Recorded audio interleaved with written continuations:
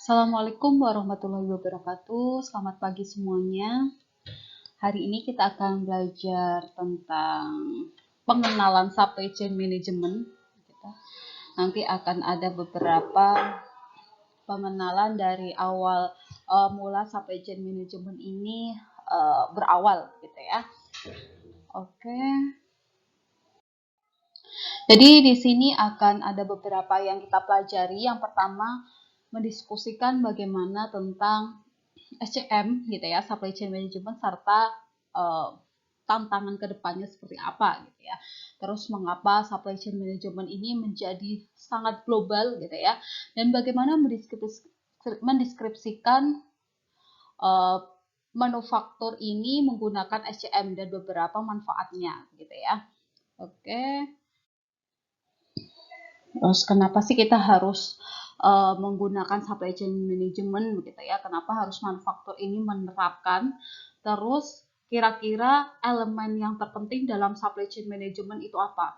Yang pertama mungkin ada purchasing, operation, distribution, dan integration. Terus bagaimana future trend gitu ya? Di supply chain management ada expanding the supply chain, increasing supply chain responsiveness, dan the graining of supply chain, dan reducing supply chain cost. Oke, pertama kita akan membahas apa sih supply chain gitu ya. Mungkin kalau dalam bahasa Indonesia apa sih rantai pasok begitu ya, tapi kita lebih trennya membahas bagaimana apa sih itu supply chain begitu. Jadi supply chain ini berfokus pada bagaimana aliran produk dan layanan nanti dari bahan mentah gitu ya sampai di tangan retailers atau pelanggan akhir. Jadi kalau diibaratkan, supply chain management ini adalah runtutan perjalanan dari produk, gitu ya. Bisa dari kita produk mentah ini, bahan mentahnya nih, dari supplier kita kirim ke manufaktur untuk diproses produknya. Jadi bahan mentah akan diproses menjadi bahan setengah jadi, bahan jadi, nanti bagaimana dari packaging, dan akan didistribusikan ke retailers atau mungkin pelanggan akhir. Jadi nanti akan terkonek oleh transportasi, bagaimana nanti penyimpanan aktivitasnya, bagaimana nanti perencanaan dan informasinya. Nanti akan dibahas semua di supply chain management. Oke, ini. Mungkin ini sudah kita bahas di pertemuan sebelumnya. Apa sih supply chain ini? Begitu gambarannya gitu ya. Bagannya seperti ini, dari raw material, dari suppliers gitu ya. Terus nanti akan dikirimkan ke manufaktur, bisa menjadi end product, terus nanti akan dikirimkan ke distributor dan retailers, bahkan ke end customer. Gitu, ini adalah bagannya gitu ya. Oke, selanjutnya apa sih supply chain management? Oke, di sini ada dua definisi dari Institute for Supply Management dan The Supply Chain Council. Ya, kalau menurut Institute for Supply Management, jadi dia adalah desain dan manajemen dari bagaimana nanti ada nilai tambah dari proses organisasi ini, dimulai dari mungkin bahan mentah sampai barang jadi dan bisa dinikmati oleh customer. Itu menurut Institute for Supply Management.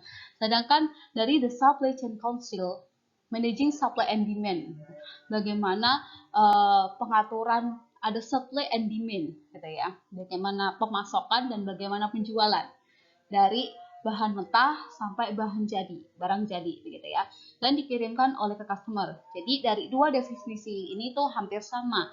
Jadi bagaimana bahan mentah ini diolah sampai didistribusikan ke tangan pelanggan. Oke, sampai sini kita pahamnya apa itu supply chain management. Terus ini mungkin ada old paradigm dan new paradigm ya. Jadi pemikiran namanya bahwa sebuah perusahaan itu akan memiliki sinergi sebagai integrasi antara vertical form gitu ya, sampai dengan ownership dan berkoordinasi dengan beberapa pemasok gitu ya. Mungkin kalau dulu pemikirannya seperti itu. Ternyata ada pemikiran terbaru bahwa manufaktur ini berfokus pada aktivitas di spesialisasi antara bagaimana hubungan si supplier dengan customer ini, gitu ya. Supplier dan ibaratnya manufaktur, customer firm gitu ya. Jadi ini adalah hubungan baiknya atau bagaimana nanti mereka memasok bahannya yang diperlukan oleh manufaktur ini, bagaimana nanti timbal baliknya gitu ya. Oke, apa sih yang terpenting dari supply chain management gitu ya? Jadi bagaimana nanti discover gitu ya, bagaimana nanti semua kebutuhan dari manufaktur ini akan dipenuhi oleh supplier yang sudah dipilih oleh manufaktur tersebut. Oke, siapa yang dapat menikmati manfaat dari semua ini gitu ya? Apa sih keuntungannya gitu? Jadi ada large inventories, large number of suppliers, complex products, and customer with large purchasing budget. Jadi ini adalah keuntungan jika kita mengimplementasikan sebuah supply chain management. Oke, kira-kira manufaktur dengan supply chain management itu seperti apa gitu ya? Apa sih pentingnya gitu? Yang pertama, start with key suppliers. Kita harus memilih suppliers yang mumpuni. Kalau ibaratnya seperti itu, ketika kita ingin memiliki produk unggulan, jadi kita harus memilih bahan produk yang utama. Gitu ya. Kita tidak melulu mencari bahan unggulan ini karena dia kualitasnya bagus, tapi juga harus dilihat dari cost, harganya begitu ya. Oke. Yang kedua adalah move on to other suppliers, customer and shippers. So ada integrate second tier suppliers and customers. Second tier refers to the customer and their suppliers.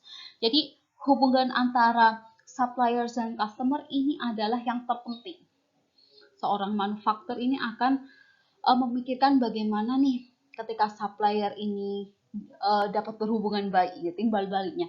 Begitu pula ketika hubungan dengan customer, begitu ya. Jadi rantai ini akan selalu terjaga, jangan terputus. Ibaratnya rantai, gitu, rantai yang kalian bayangkan kalau satu terputus maka akan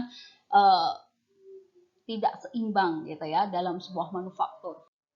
Oke, mungkin hal terpenting lainnya adalah cost savings gitu ya, and better coordination. Jadi kalau kita menerapkan supply chain management, yang pertama adalah cost savingsnya. Bagaimana nanti kerjasama antara supplier dan manufaktur dan retail ini akan menyebabkan cost savings gitu ya, dan koordinasinya itu juga akan lebih baik gitu ya.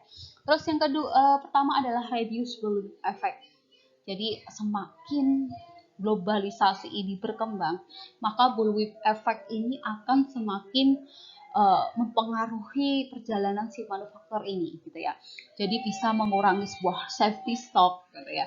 Bagaimana nanti tentang pengaruh harga dalam perencanaan, dalam nanti mungkin pembagian informasi. Nah, ini adalah yang akan disebabkan oleh beberapa bullwhip effect. Terus ada proses integrasi gitu ya, mengenai mungkin kualitasnya, bagaimana cycle time-nya gitu ya, dan mana nanti produksi terbaiknya menggunakan metode terbaik. Oke, ini mungkin perjalanan dari supply chain gitu ya. Ketika tahun 50 dan 60 fokus terhadap pengurangan harga gitu ya, sama bagaimana memproduksi. Terus yang kedua ada pada tahun 60 dan 70 ini menggunakan MRP. Terus pada tahun 80 dan 90 ini dia terintens dengan global competition rate. Jadi ketika sudah tahun 80 sampai 90 ini persaingan global ini sudah dimulai gitu ya. Jadi supply chain management ini sudah juga menggunakan just in time. Terus ada total quality management dan business process reengineering. Oke, dan pada tahun 2000 sampai sekarang supply chain management selalu diinovasi gitu. Terus menggunakan bagaimana sih kita itu memberikan layanan ke pelanggan gitu ya, dengan mungkin quick response atau service response, logistik. Jadi bagaimana ini manufaktur ini memberikan layanan terbaik terhadap pelanggan. Oke, ini mungkin perjalanannya begitu ya kalau tadi digambarkan. Oke, tadi ada kita yang terpenting dalam bagian supply chain management itu ada purchasing, operation, distribution, dan integration gitu ya. Ini setiap bagian-bagian yang ada di supply chain management. Terus Ada lagi forecasting trend itu apa saja? Ada long term relationship, supplier management, di dalamnya ada supplier evaluation dan supplier certification, gitu ya. Terus ada strategic partnership. Dari forecasting ini dia bagaimana nanti mendistribusikan, begitu ya. Caranya nanti apa saja. Oke, di operation ini ketika pelaksanaan ini dipengaruhi apa saja? Demand management, ada linking buyer and suppliers. Jadi menggunakan apa? Makanya di dalam SCM ini nanti harus ada namanya MRP, NRP, ARP system. Terus ada menggunakan just in time, gitu ya. Terus ada tadi total quick management, gitu, quality management. Terus ada distribution trends, ada transportation management, ada customer relationship management, ada network design, creating distribution network. Jadi nanti bagaimana sih kita mencari jarak terpendek, minimal cost, gitu ya. Nah, ini adalah di transportation management. Jadi bisa diatur kita menggunakan truck, kita menggunakan kereta, kita menggunakan kapal, atau kita menggunakan pesawat. Terus nanti CRM-nya gimana nih, gitu ya. Jadi hubungan antar pelanggan ini bagaimana? Ini akan dibungkus oleh distribution trends-nya. Oke, integration trends ada supply chain integration, ada global supply chain, dan supply chain performance measurement. Jadi di sini bagaimana nih kita melihat tren dari integrasinya, keuntungan dari supply chain, bagaimana lower cost-nya, gitu ya. Itu akan di integration trend. Oke, ada mungkin kita bisa juga memprediksi gitu, gimana sih tren di masa depan supply chain management, gitu ya. Yang pertama ada expanding the supply chain, gitu ya. Jadi untuk mengexpand, gitu ya, bagaimana kita mungkin melayani partnership kita, gitu ya. Jadi kita harus ada fasilitas antar pelanggan, baik yang nanti di lokal maupun di luar. Oke, terus mungkin ada increasing supply chain responsiveness. Mungkin nanti ada benchmarking, gitu ya. Terus ada responsiveness, bagaimana responsifnya terhadap produk, gitu. Bagaimana nanti juga mengirimkan sebuah barang. Jadi nanti ini service delivery selalu diperbaiki di masa depan. Mungkin sekarang sudah terlihat ketika kita online, gitu ya, belanja online, ini servisnya sudah diperbarui. Kita bisa meminta sesuai keinginan kita, mau 2 hari, 5 hari, atau bagaimana, tapi dengan mungkin feedback harga juga. Oke, the greening of supply chain, karena memang sekarang lebih ke era bagaimana kita mengurangi polutan, gitu ya. Karena ini green supply chain ini juga mendukung bagaimana mengurangi polusi seperti itu. Jadi the green supply chain ini di masa depan itu bagaimana dia mengurangi environmental degradation, large majority. Terus ada mungkin bagaimana mendaur ulang untuk tumbuh menjadi high cost of natural resource, ya. Jadi ini terus diperbaiki, diinovasi semua teknologi yang mendukung mungkin devisa negara atau mungkin keuntungan sebuah manufaktur ini akan dibuat the greening, gitu ya. Oke. Terus bagaimana masa depan lagi, tren di masa depan? Mungkin ada reducing supply chain cost, gitu ya. Nanti mungkin ada semakin teknologi ini semakin canggih, gitu ya, akan mengurangi beberapa bahan di supply chain. Mungkin ada distribusinya dari manufaktur ke retail atau mungkin dari supplier ke manufaktur, gitu ya. Ada cost reduction achieved through reduced purchasing cost, reducing waste, reducing excessive inventory, and reducing non-value added activities. Jadi per bagian ini akan ada pengurangan harga karena mungkin ada nanti teknologi yang bisa lebih mempersingkat beberapa proses ini, gitu. Terus ada continuous improvement through, gitu ya.